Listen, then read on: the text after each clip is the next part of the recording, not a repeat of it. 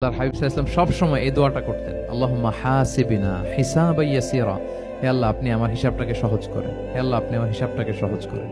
এই দোয়াটা আপনারাও পড়বেন, আল্লাহুম্মা হাসিবিনা হিসাবান ইয়াসীরা।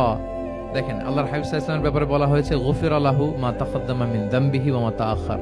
আল্লাহর হাবিব সাল্লাল্লাহু আলাইহি ওয়াসাল্লামের আগের পরের সব গুনাহ মাফ। আদতে তো গুনাহই নাই, নিষ্পাপ ছিলেন তিনি, মাসুম। নবীরা হচ্ছেন মাসুম। তারপরেও আল্লাহর হাবিব সাল্লাল্লাহু আলাইহি ওয়াসাল্লাম এই দোয়াটা করতেন, আল্লাহুম্মা হাসিবিনা হিসাবান ইয়াসীরা। এরপরও তিনি এই দোয়াটা সবসময় করতেন। তাহাজ্জুদের সালাতে দাঁড়িয়ে থাকতে থাকতে ওনার পা ফুলে যেত। সিজদায় যে কাঁদতে কাঁদতে জামা ভিজিয়ে ফেলতেন, হাত্তা বাল্লা লিহিয়াতাহু, দাড়ি ভিজিয়ে ফেলতেন, হাত্তা বাল্লা হাজারাহু, জামা ভিজিয়ে ফেলতেন, হাত্তা বাল্লাল আরদা, সিজদায় পরে কাঁদতে কাঁদতে জমিন ভিজিয়ে ফেলতেন। তো আম্মা জান আয়েশা রাদিয়াল্লাহু তাআলা আনহা বলতেন, ইয়া রাসূলুল্লাহ, এত কষ্ট কেন করেন? আপনার পা ফুলে যায়, কাঁদতে কাঁদতে আপনি হয়রান হয়ে যান। আল্লাহ তো বলেছেন যে আপনার আগের পরের সব গুনাহ মাফ। আল্লাহর হাবিব সাল্লাল্লাহু আলাইহি ওয়াসাল্লাম বলতেন, আফালা উহিব্বু আন আকুনা আবদান শাকুরা।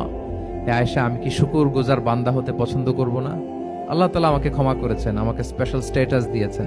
এই যে আল্লাহ তাআলার বিশেষ অনুগ্রহ, এটার শুকরিয়া স্বরূপ আমি কি তার কাছে নিজেকে পেশ করব না?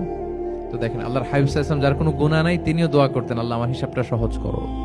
সেদিন যার হিসাব সহজ হবে, তার জন্য সবকিছু মিলে যাবে, তার মুক্তি।